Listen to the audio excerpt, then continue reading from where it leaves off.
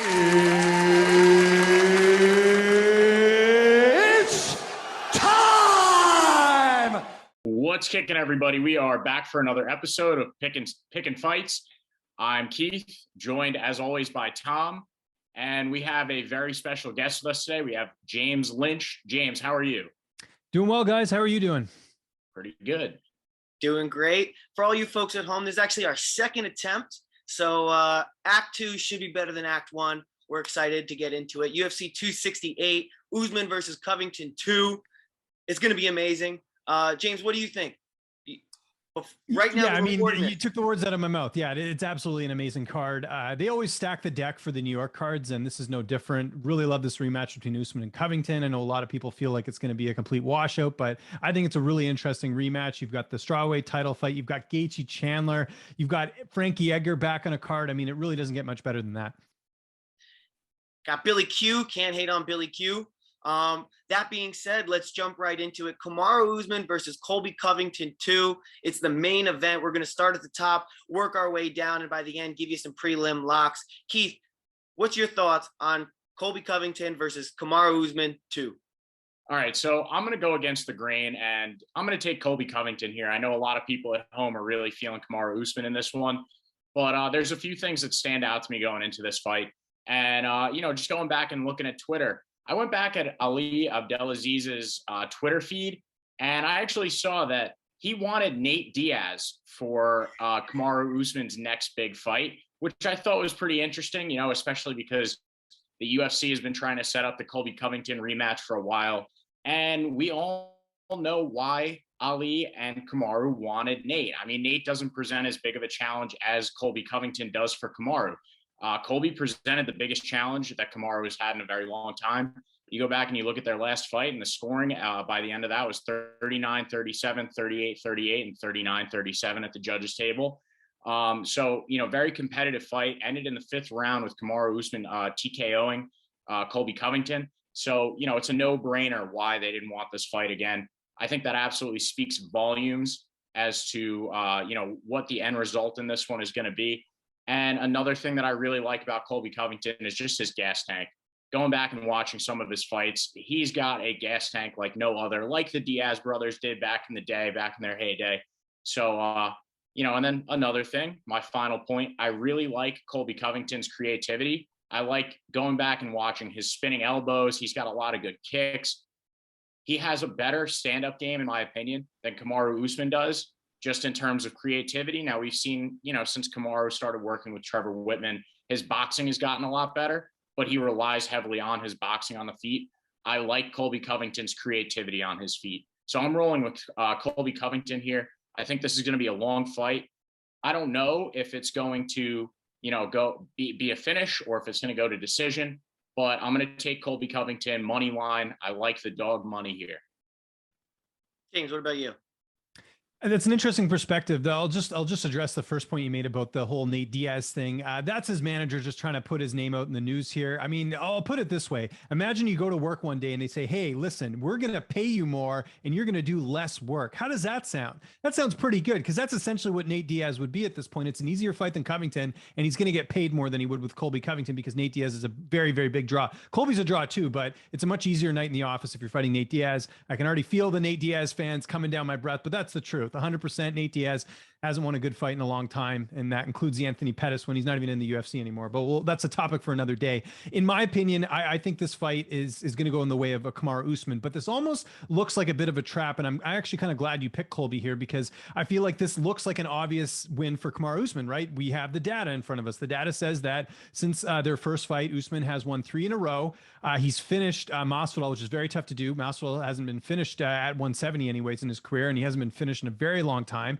And then he also had the stoppage win over Gilbert Burns. But I think the thing that people forget is just how close that first fight was. It's a lot of revisionist history where people think, oh, Usman destroyed him because he knocked him out in the 5th round. But the reality was, a lot of people, including myself, feel like that was a 2-2 fight going into the 5th round. So, I mean, had the fight not gone the way it did, maybe it goes to the judges' scorecard. Maybe it's a much closer fight. Maybe Colby pulls that one off. But I think people don't look at the fact that that first fight was very close. And yes, Usman's had a lot of success, but I do have to point out that 2 of those wins are against Masvidal, right? Like, I think Colby Covington beats Masvidal 9 times out of 10. I don't think Masvidal's as great as everyone makes him out to be. I think Masvidal had a very unconventional way to getting a title shot, right? Beating Nate Diaz, beating Ben Askren, right? 2 fighters that are not contenders. So I think, where does those wins rank? I mean, they're great performances, but you got to look at who he's fighting as well. Now, granted, you could say same thing about Colby, right? Beats Woodley, and Woodley's not in the UFC anymore either. But the reason I say it's a bit of a trap is because we saw the fight with Brian Ortega and Korean Zombie. That's a prime example.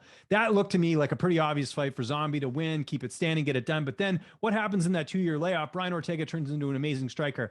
Colby Covington's not an American top team anymore. He was in that first fight. The fact that he's at his own gym now at MMA Masters, doesn't have any of the distractions he had going in. Colby could be a lot better. Just because he's not fighting does not mean he's not evolved as a fighter. And that is a very big bet to make here. But I think this fight is going to be a lot closer than people think.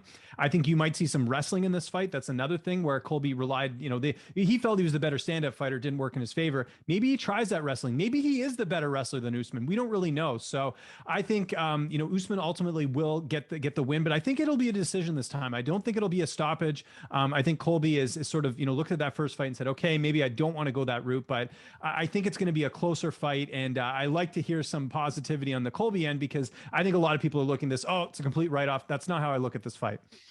Yeah, absolutely. And I'm going to go with Colby too. And I'm not doing it because Keith influenced me or because, the great James Lynch is like, oh, I really want to hear somebody make an argument for Colby. So listen, here's my argument for Colby. One of the judges, maybe even 2 of the judges might not. I think one of the judges had it 2-2. One of the judges has it Colby, and one of the judges had it Kamaru going into that 5th round. Colby, he said he broke his jaw, but then later it came out that he didn't break his jaw. No one really knows for sure, but he was definitely getting beat up, and maybe that jaw did have something to do with it. At the end of the day, a lot of people don't know this. Kamaru Usman cannot run on concrete. His knees are so bad that he has to be on the bike or he has to walk on grass. He actually almost can't even walk on concrete because his knees are so bad. I hope I'm not, spreading a rumor there, but I know he does have very, very bad knees. And when you have bad knees, how can that really help your how can you be a really, really good wrestler when your knees are such a liability like that? Perhaps that's part of the motivation that made him go to Trevor Whitman and go, hey, listen, my wrestling is not what it is. I have this, credibility for my wrestling that nobody's going to try to take me down, but I'm going to go with Trevor Whitman, work on my boxing so that nobody, they're already afraid of my wrestling, but now if I can piece them up on the feet, that's going to be my advantage. You also, James, you make up a good point. He did beat George Masvidal twice. George Masvidal, obviously, the more he's fought, and he's had a long career of wars even, it was a matter of time before that chin showed a chink in the armor. So I think there's a lot of things. And the other thing you said, Colby's now at his own gym where everyone can focus on him. And, he's at Colby Covington Inc. He's got the whole bang energy thing. I think this is potentially what, in NFL, we would call a trap game. Kamaru Usman. And here's another thing. When champions kind of feed into their whole persona of being the champion, very often do they end up losing. So I'm wondering if Kamaru Usman is maybe feeding into that just a little bit too much. Maybe getting a little complacent. And I hear what you're saying, James, about an easier night at the office, potentially make more money. But at the same time, whenever people are looking for easier fights, it does make me question just a little bit, their own confidence in maybe themselves or their coach or their manager's confidence in their abilities. I mean, we talk about guys who enter the UFC, right? And we look at their records and we go, well, this guy's 0-1, this guy's 0 this guy's 2 this. And we go, he hasn't really fought anybody. What does that mean that his coach feels about him? So all of those things put together, I think Colby has more of a reason to win this fight. Kamaru, it's just another win and he can move on and maybe have an easier fight. Colby Covington, he's like, I want the belt. He's dedicated. This almost is a turning point for him in his career. And because of all of that, I'm going to have to go with Colby Covington too. I think it's definitely going to be a decision. And James, like you said, you think it's going to be a decision. Colby Covington, he's a decision king. So for all of those reasons, I'm on Colby Covington. Moving forward, we have, or I guess backwards, Rose Namajunas, Zhang Weili. James, you start us off. Yeah, this one's a lot easier to predict. I really like Rose Namajunas here. I think for whatever reason, the public has always sort of underrated Rose, dating back to the whole, Dolly incident with Conor McGregor, fans not liking her for that, to the, better dead than red comments against Zhang leading into the first fight. Just a lot of people, again, revisionist history, look at that Andries fight that she lost, which was her last loss, and say she got destroyed. She won that first round, and she just so happened to get slammed in the second round. And Rose then proved in the rematch that she was able to get it done and get the win, despite getting rocked. Well, did not rock, but took in a pretty good shot later in that fight in the rematch, and she still got it done as well. The other thing with Rose is that she's got two really solid wins over Joanna Jędrzejczyk. She's still the first woman to finish Joanna Jędrzejczyk that early in her career, and in a fight, I should say, and then also getting the decision in the rematch. The Zhang and Joanna fight was much closer, and I think that does speak volumes to the skill set, where I think Rose is just a much better fighter, more battle tested. Like, outside of beating Andries and getting the title, what notable signature wins does Weili Zhang have? We don't have a lot of evidence of that. But with Rose, you can look back at a number of good wins that she's had in her career. She's fought very early on. She's fought solid competition. And I think that's just another reason to like her in this fight. I think we're going to see a similar fight to the first one. I don't think it'll end that early, but I think Rose will go out there and get the finish. And I know Weili Zhang has switched things up. She's going to be training, or she is training at Fight Ready leading into this fight.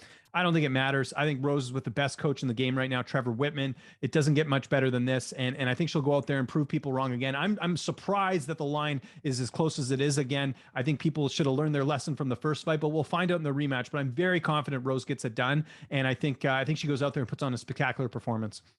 That's 2 for 2. I'm going to push back on you a little bit, James, here. I'm going to have to. Now, my heart is with Rose. I want to pick Rose. Thug Rose. I was one of the guys who was getting emotional when Joe Rogan's interviewing her at the end of the fight. I'm tearing up. My friends are looking at me like, are you serious? I'm like, how are you not crying?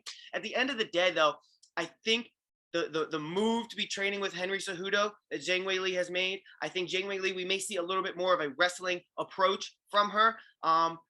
Stand-up wise, I think they're very similar. Rose may have the slight advantage, but when you look back at the first fight, I don't want to feed too much into it, because listen, at the end of the day, the reason Rose won that, it wasn't like it was a Max Holloway over Calvin Kattar finish where he just battered him the entire fight.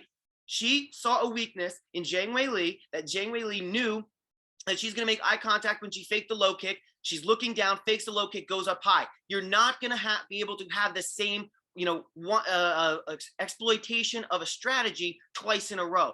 So you combine that with Zhang Weili, being from China, now being with Cejudo, having that motivation. Like I said, I think a lot of times challengers come in just a little bit more hungry, especially when they are previous champions. Not to disparage Rose in any way, shape, or form, but I would like Rose to win. I hope I eat my words, but I think Zhang Weili is going to take this one and set us up for a phenomenal trilogy. Keith? So there's a few things that really stand out to me in this one, and James mentioned Trevor Whitman. We brought up Trevor Whitman for Kamaru Usman. Now, I think that Trevor Whitman is going to play a huge factor in this fight, because I'm sure that he had some input when it came to Rose's strategy, with the fake leg kick going up high. I don't think that was Trevor Whitman's only, the only thing that he noticed when looking at Weili's previous fight film. I'm sure that he's seen a lot of other things in Weili's game that, he's going to be able to influence Rose, give her a couple pointers, and have her exploit something else. Plus, I just see so many other, paths to victory for Rose over Weili. She's got incredible submissions. She had that flying armbar back in the Invicta days, I believe. She's just an all-around better fighter than Weili Zhang, in my opinion. So I'm really going with Rose here. Like James said, she's going to have an incredible performance. I don't think that this sets up a trilogy, because I think it's going to be 2-0 Rose by the end of the night. All right, interesting. How rare is it that we have back-to-back fights of number 1 versus number 2 in the world? That's what we're getting on November 6th. I'm super pumped about it. Moving down the card, it feels so weird to say. We got Justin Gaethje versus Michael Chandler. James, you first. I like Justin Gaethje in this fight. Again, keeping the theme of Trevor Whitman. I think when it comes to these two fighters, they're very similar. Obviously, come from wrestling backgrounds, developed really good striking over the years. But if you look at Gaethje, his most recent losses are fights that were super close, like fights where he was throwing at the hammer. He ends up being the nail in the situation, so to speak. You know, he loses to Poirier. He loses, well, I should say, outside of the Khabib fight. The Khabib fight, I think, is its own thing. Khabib's his own enigma, so to speak. But if you look at those losses to Poirier and you look at the losses to Eddie Alvarez, those are fights where, you know, that could have gone either way. The Khabib fight's its own thing, but I think when it comes to Michael Chandler, we've seen more evidence of him losing, like, to guys that he shouldn't be losing to, right? Like getting finished by Pitbull, who's a featherweight, getting you know, the whole Brent Primus thing. I know there was an injury there, but still, that was a fight where, you know, Brent was looking good early on. The Will Brooks loss, that we've seen more evidence of Chandler having these sort of lapses every now and then in his career. And I think with Gaethje, he's been pretty rock solid throughout his entire UFC career, minus those two fights where he ended up having to change his style and being a little bit more, you know, a little bit more technical, so to speak, going forward. I think when you look at their overall resumes, Gaethje has fought the better competition. And in a fight like this, that's sort of the X factor here. You know, Chandler could wrestle. Gaethje's you know, again, he's a guy that can expect that wrestling. The wrestling that Chandler's going to bring to the table is not the same wrestling that Khabib has. It's a lot different, in my opinion. It's, you know, American wrestling, not the sort of grappling that Khabib's used to as well. Now, can Chandler land one of those, you know, shots like he did on Dan Hooker and finish him? It's possible, but Gaethje's got a hell of a chin as well. I mean, we're not talking about Dan Hooker here. We're talking about a guy in Gaethje who's extremely tough to finish. And you even look at those losses where he was finished, they're later in the fight. So I think Gaethje's going to keep this standing, and I think he's just going to be a little bit better in the striking department. And I think we're going to see a fight that's going to be like a fight of the year candidate. It's either going to be an all-out war that goes late into the fight, or maybe we do see him getting clipped here. Like, of all people to get finished, I mean, Charles Oliveira finishing Chandler in the second round is still something that we can look at and say, okay, how come he wasn't able to put away Oliveira in that first round? Gaethje's not going to, you know, get away with that. He'll go out there and actually take advantage of this. And I think Gaethje's going to win by knockout. We'll go third round to get it done, but I think Gaethje is the better fighter between the two. I like that pick a lot, actually. I was thinking about when's this finish going to come. Listen, sometimes when fighters have an 11 or 12-month layoff, we go, hey, maybe there's going to be an aspect of ring rust. But for whatever reason in my gut, I don't feel like Justin Gaethje is going to be someone who's going to be subjected to that type of ring rust. Also, like you said, James, we've very rarely, and definitely not recently, seen Justin Gaethje get like really, really hurt from a shot, really get dropped in any particular way. Definitely, you know, hasn't been finished by punches in a really long time. Whereas Michael Chandler, I mean, he has, you know, he's shown that chink in his chin, not to reuse the same phrase, but I think, you know, I don't think there's really any wrestling that's going to go on. Both of the guys are sparring at each other. They're sparring, I guess, in the verbal sense.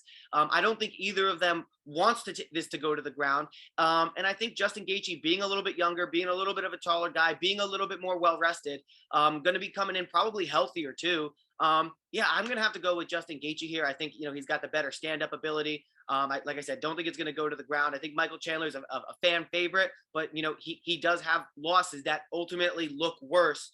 And especially considering it's outside the UFC. However, there is that, you know, UFC or that MMA kind of trick that Michael Chandler hasn't lost a non-title fight. So that's something pretty interesting. Keith, what do you say? Okay, so I'm really torn on this one because I do love both of these fighters, but anybody who's been watching the show for a while knows that I'm a huge Michael Chandler fan. I love his mindset, and I think that that's going to play in heavily for him here. You know, I know that mindset, it's one of those, you know, intangible things you can't really speak on outside of what's going on in the octagon, but I do like his see you at the top mentality. And I think that after that loss to Charles Oliveira, that's something that's really driving him forward. And, you know, I think that his training sessions down at Sanford MMA in Florida are going to really be impactful for him in this fight. You know, like I said, this is a tough one because I know that Justin Gaethje has a better chance of winning this one. But Michael Chandler, like James mentioned, has those lapses in his career. But then he's found a way to come back most of the time after those lapses. And I do like his chances in this fight. I'm going to take the dog money here. I'm going with Michael Chandler in this one. Maybe it's because I'm a fan. You know, my brain is telling me that Justin Gaethje is going to win this one, but my heart is pulling me for Michael Chandler. So that's who I'm going with in this one.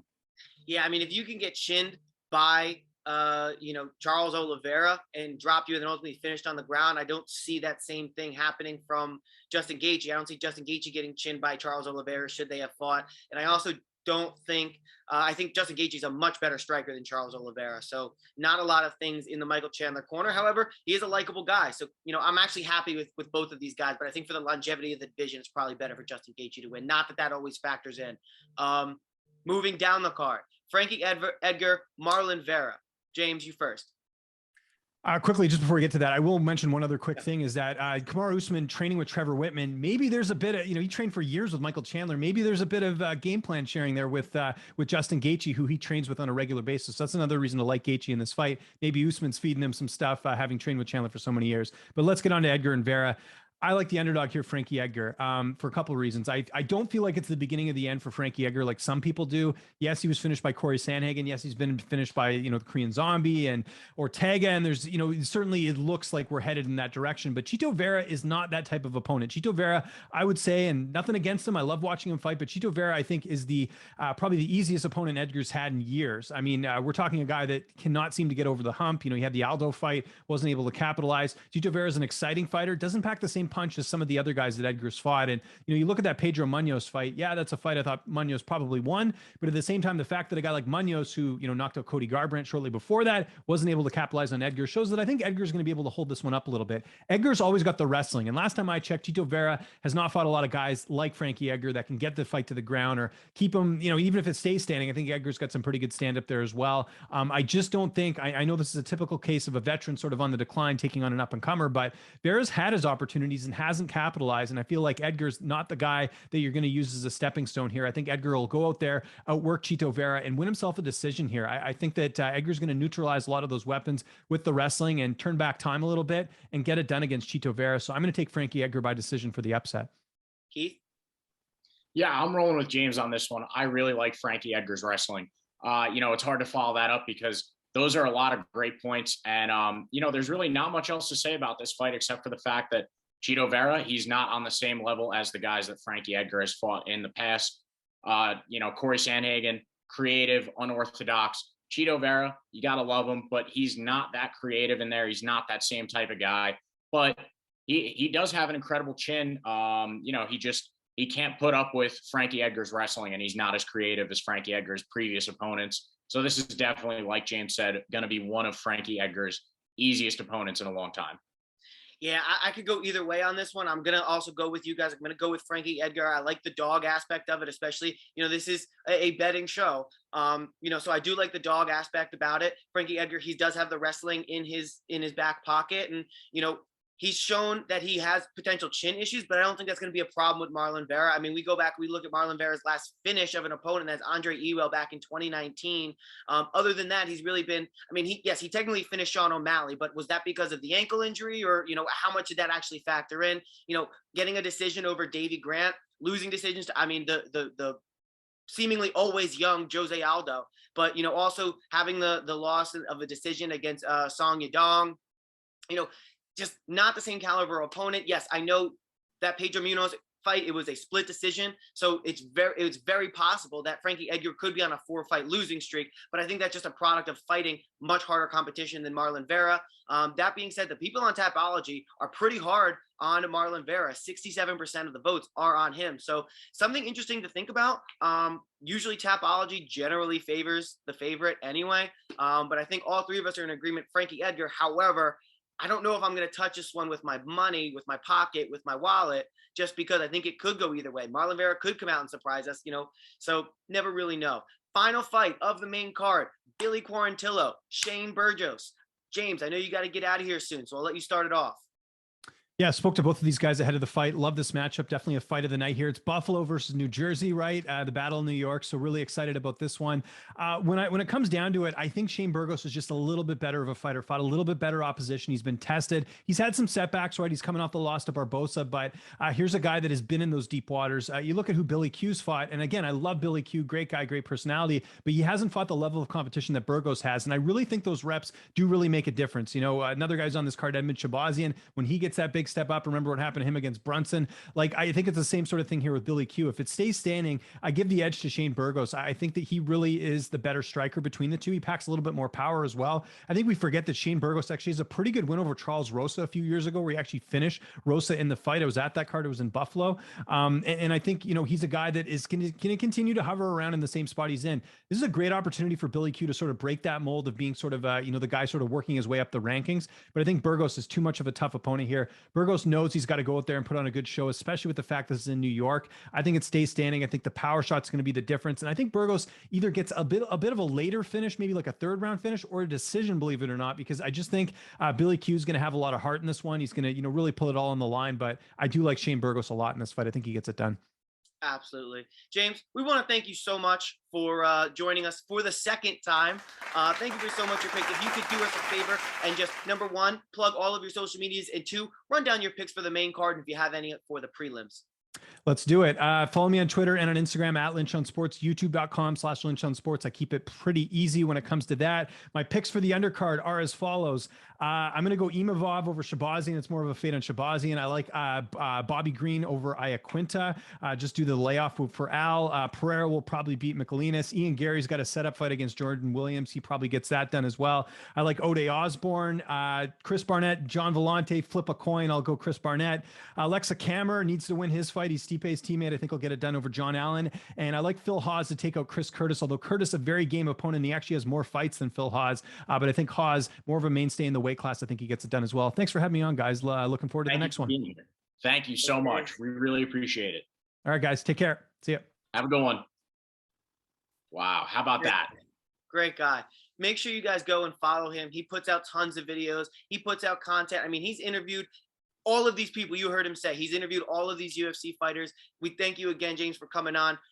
You know, he's talked to these guys. He knows them personally. Clearly, you all can tell that he knows what he's talking about. He puts out great videos, interviews one-on-ones with fighters, but also he compiles little bits and clips and puts together 3, 4, 5 different videos of pros picking what they think is going to happen. So make sure you give James a follow. Follow him on Twitter. He's always posting things. Speaking of posting new things, something I just heard.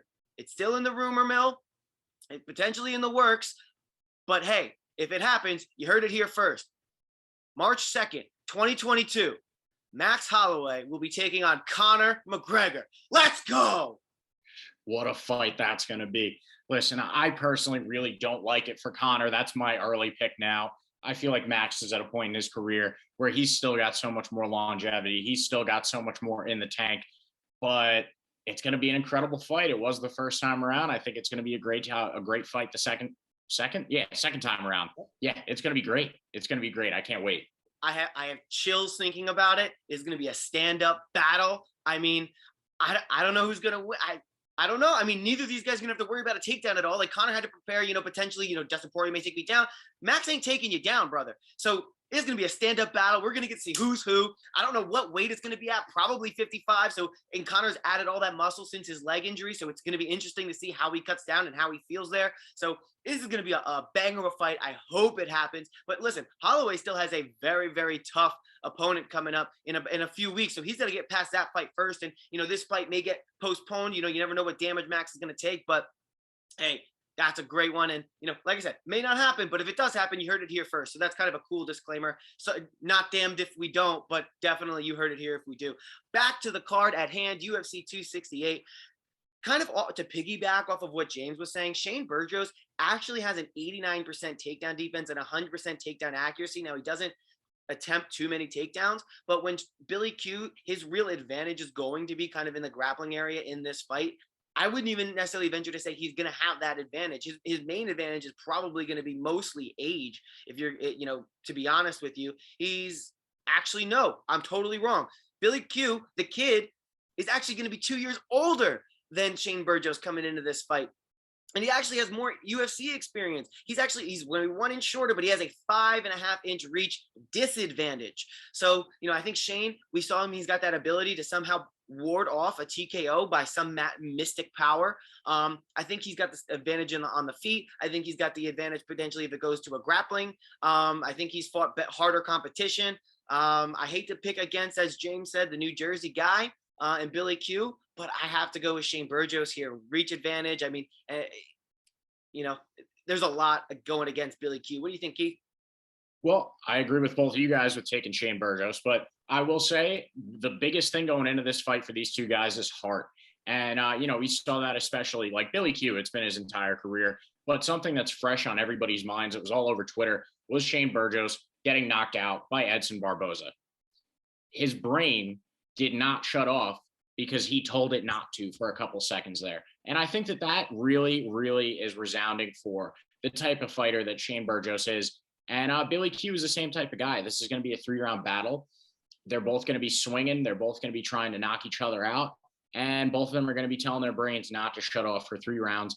I like it to go the distance, actually. And I'm going with Shane Burgos here by decision. Awesome. Okay, so now, as far as the prelims go, Keith, do you have anybody that you want to talk about for UFC 268 on the prelims? Well, I got one guy that I think is an absolute lock to watch in this upcoming fight card, and that is Chris Barnett. We just saw Chris Barnett fight against Ben Rothwell, and that was one of the more entertaining fights, more for comedic value than anything, because Chris Barnett, first fight in the UFC, this is now going to be his second. He went in there and had no gas tank by, I believe it was the end of the second or the end of the third, second round, and just gave himself up to Ben Rothwell. He had no gas tank by the middle of the first round.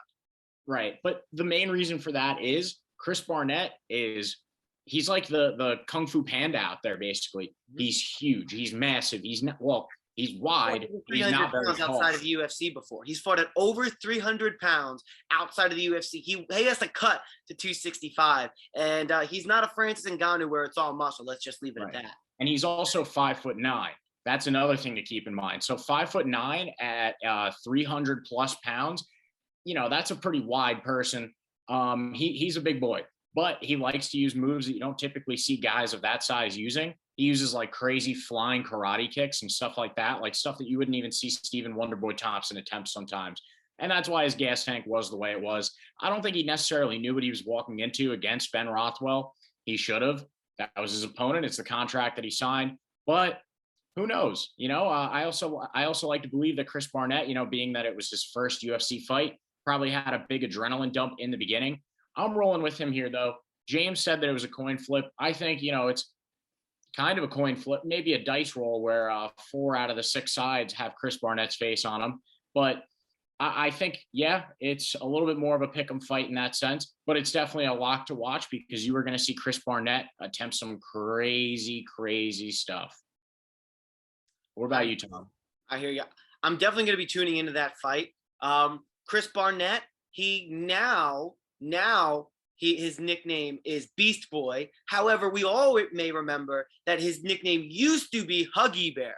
So another reason why you'd want to go with it. I looked it up. I remembered it differently. It's like the Mandela effect. I remembered like Ben Rothwell being called Huggy Bear. I don't know why I remembered that, but I Googled it and it was, in fact, Chris Barnett. You can Google it yourself. Huggy Bear. There are pictures of him wearing a bear costume. Huggy Bear slash Beastie Boy. No. Chris Huggy Bear / Beast Boy Barnett. Going to be very interesting to watch. I think you can either take Chris Barnett by a first-round finish, or you're going to have to go on and you're going to have to take his opponent. You're going to take Gian Villante, overall. So I probably in a second-round finish. I would definitely take this fight to not go the distance. If you don't want to place any money on someone, you don't really know who's going to win. I'm not totally sure who's going to win, but it might make a little bit of sense to place some money on this not going the distance. It is crazy because Ben's nickname also was Huggy Bear at one point too. So I'm looking that up as well. That's 2 guys that fought that both went by Huggy Bear at one point in their career. How about that? Okay, so I'm glad that we weren't wrong for misremembering it as Ben Rothwell being Huggy Bear. But yeah, definitely, and fact check me. I know I'm right because I looked it up last night.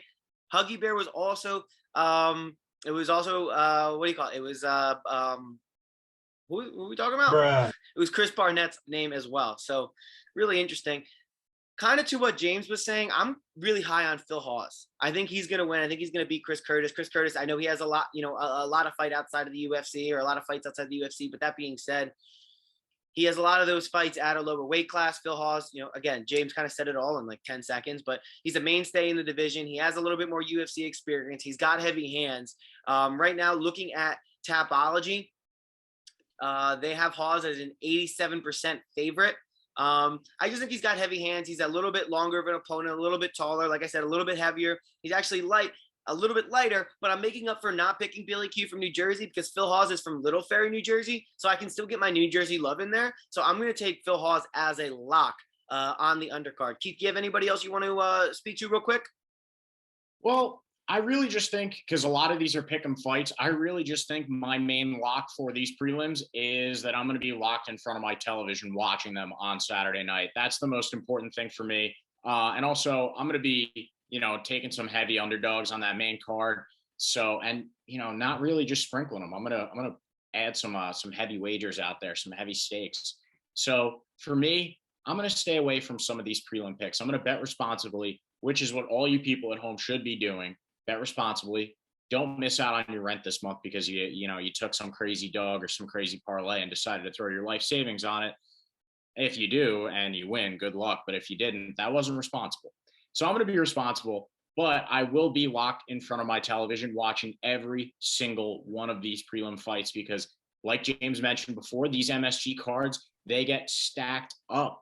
And you're going to see some fighters out there that are really trying to make a name for themselves because they know that there are going to be a lot of eyes on them on Saturday night. So tell us, what are your prelim locks? Hey, listen, if you're going to hammer it, I hope you stay the hammer. Sometimes you're the hammer, sometimes you're the nail. At the end of the day, I have another lock for you. James said it as well. Maybe we shouldn't have that guy on again. At least not let him go first all the time. Ian Garry, I'm going to take over Jordan Williams. Ian Garry coming from Cage Warriors. We talked about Cage Warriors being almost like a development league to the UFC, better in some regards than a lot of other more well-known promotions. There's a lot of really, really talented fighters coming out of the UK right now. And Ian Garry's one of them.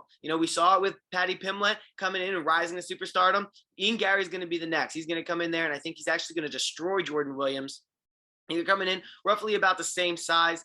He's going to have a little bit of a bigger height advantage. His reach is a little bit unlisted. It is unlisted right now, but this is a Sanford MMA product. A lot of people are heavy on him. He's still young, going to be about 23, 24 years old when the fight starts. Jordan Williams has some losses that don't look too great. Mickey Gall. Mickey Gall's a solid fighter, but it's not like he's lighting the world on fire. And by the way, that's only, 3 months ago at the time of this fight. So, he got submitted by a rear naked choke by Mickey Gall. He also lost a unanimous decision a year ago to Nassourdine Imavov. He's got a win over Gregory Robocop Rodriguez, but that was on the Contender Series. So, this is do or die for Williams. And I unfortunately don't think we're going to see him in the UFC beyond this fight. Other fights that I'm not necessarily going to pick, but I want you to tune into. Edmen Shahbazyan, Nassourdine Imavov. That is the prelim main event. I'm going to take Imavov. I think the wrestling is just going to be a little bit too much for Edmen Shahbazyan. He's still growing, learning, and kind of coming into himself a little bit. Not to say that. What was that? Not one. I spoke too soon, Tom. I do have a prelim lock, and I almost feel guilty not giving a lock that I'm actually really locked in on. He's going to be in my parlay. I'm taking the Brazilian Alex Pereira, and I'm sorry to cut you off, but I think that this is an important fight to note. We have Andries Michailidis versus Alex Pereira. All you people at home, if you stuck around in this video this long, Alex Pereira is the very same guy that knocked out Izzy Adesanya in kickboxing. He's now in the UFC. Izzy's one knockout loss. That's it. And that's very important to pay attention to. The UFC signed him because I think that they saw Izzy as, at this point, nigh untouchable. So who do you bring in? Well, you bring the guy in that knocked out Izzy. And they have him up against Andries Michailidis, who is not exactly a can, but the odds, Vegas, they speak for themselves in this fight. Alex Pereira, the opening line was about -250. I really like him. I'm adding him to my parlay. I think that this is going to be his coming out party in the UFC. He's going to get a knockout over Andries Michailidis. Andreas, two A names, very easy to mix up, when you're just going off the cuff like this. But we mentioned the Tapology odds before, and we've got 86% of the votes coming in on Alex Pereira, and 86% of those 86% votes are coming in by Alex Pereira by knockout. I really like him in this fight. So I'm sorry I spoke too soon. If you're still here, Alex Pereira is my number one prelim lock this week. He will be in my parlay, and I'm taking him to win by knockout. Yeah, I'm also going to take him too as well. I mean, ultimately, a lot of this is going to depend on what his takedown defense looks like. Because if I'm Andries Michailidis, I'm going to go in there and be like, okay, so you're a kickboxer. Well, I'm going to try and take you down. But obviously, Alex Pereira is not stupid, and he knows that too. So I'm sure he's been drilling his takedown defense, kind of similar to Israel Adesanya, because he Adesanya, we don't really see him get taken down and held down unless he's going up a weight class and the guy is just that much bigger. And listen, Jan Blachowicz, superiorly talented, very, very talented, but he's also much bigger than Israel Adesanya. I mean, that was a 20-pound gap that Israel Adesanya came in at like 192 or 193. And you know that Jan is going to be every bit of 205. And when he steps into that octagon, he's probably much closer to 220, maybe even a little bit bigger. He's a big guy with Polish power, but it is something to be said that Israel Adesanya, it wasn't ever like he got rocked and he was about to be finished in that fight. The fact that Alex Pereira was able to finish him, I think says a lot of good things. If he can have solid takedown defense, I'm sure he can beat Alex Michailidis on the feet. That's not a question. He got Modestas Bukauskas, who's no longer in the UFC due to a knee injury, but still no longer in the UFC. There's a KO loss there for Michailidis, and his only lone win is against KB Bueller, who's again no longer in the UFC. Beyond that, there's no other UFC fights that he's had. Also, just to mention this, Pereira's going to be 4 inches taller and have a 5-inch reach advantage for a striker, and who's someone who's going to try and keep someone who's going to try and take him down, keep him at bay, especially if you're a kickboxer. I think you have really, really good distance management. I think Alex Pereira, that's a really good pick, Keith. I think Alex Pereira is going to get it done. The other thing that I was telling you to watch is watch the Edmen Shahbazyan versus Nassourdine Imavov fight. I think Imavov might take it, but, it could go Edmen Shahbazyan. I'm not going to place my money on it. At the end of the day, these are 2 guys, up-and-coming prospects. They're both young. I think Edmen Shahbazyan is going to clock in at about 23 years, turning 24 in like a couple days following the fight. Nassourdine Imavov, he's 25. So these are 2 up-and-coming guys. Edmen Shahbazyan, the golden boy, he's being trained and or managed, maybe both. I know definitely managed, but also probably trained. I can't imagine Ronda Rousey's your manager and she's not giving you a tip here and there, but I believe he even trained with her when he was one of her training partners. So Edmen Shahbazyan has definitely got a bright future. And he keeps taking hard fights, which you got to give him props for. But, sometimes, you almost wish, and I heard Joe Rogan talking about this, sometimes you almost wish people would turn down the UFC. Like, not everybody's going to be a John Jones who could come into the UFC and shine right from Jump Street. We've seen a lot of people. Number one, Brandon Moreno came in a little bit early, didn't do well, had to leave the UFC, regained those skills, came back in, and now look, he's the UFC champion, and we're happy to have him. We love his attitude. So Edmen Shahbazyan, this is really, really where we're going to see, hey, did you maybe join the UFC just a little bit too early and have to be, maybe go over to a PFL or a Bellator or something of the nature, ONE FC, to kind of refine those skills and then come back to the big show? Because don't get me wrong, Edmen Shahbazyan will be in the UFC and he will be a mainstay in the UFC. I just don't know if it's going to be from his first journey or if he's going to have to take some time off and come back. And this one, I think, is really going to be what determines that. So that's a great fight to watch. And this card is super stacked, man. I mean, there's right behind that, there's Iaquinta versus Bobby Green. I'm taking Bobby Green in that one. Now, keep in mind, this isn't a prelim lock, so don't hold me to it. But Bobby Green has power in his hands. But Iaquinta, raging Iaquinta, I mean, he's a mainstay. He's a UFC. He's a huge name. He's another New York guy fighting in front of his New York fans. Don't put him away. I mean, he's another guy, from Matt Serra Jiu-Jitsu. Like, I mean, these guys are the definition of rough and tough and the ability to just not go down. So, I don't know if it'll be a knockout, but I do like Bobby Green in that, but far from a lock. I like Al there a lot. Yeah. I like Al in that fight. And, I think a big factor coming into this one is definitely the fact that he's fighting in New York. There's definitely that little bit of added motivation there. The biggest thing going in Bobby Green's direction here is that Al hasn't fought in a very long time, but he definitely is a boxing mainstay in the UFC. Great stand-up fighter. This is going to be an excellent, excellent stand-up fight. He's at a point in his career, too, where he won't let Bobby Green's trash talking in the octagon really affect him. I'd like to believe that there's a mutual respect between these two guys, but Bobby Green, he's a talker. Al Iaquinta, he's got power in his hands. Bobby Green, he dodges things like Neo from the Matrix. So this is going to be entertaining. We're going to see a lot of bobbing and weaving from Bobby Green, and we're going to see a lot of raging from Al Iaquinta. So I like this one a lot. I'm personally going with Al, though, because in my opinion, A guy like Al, he doesn't experience ring rust. He experiences ring rest. And I think he's been out for long enough where, you know what, any injuries he's had, any bumps, bruises, anything like that, maybe they've gone away. And also Bobby Green is not the most, well, no, he's very experienced, but he's not like the most intimidating opponent that they could put out Iaquinta against.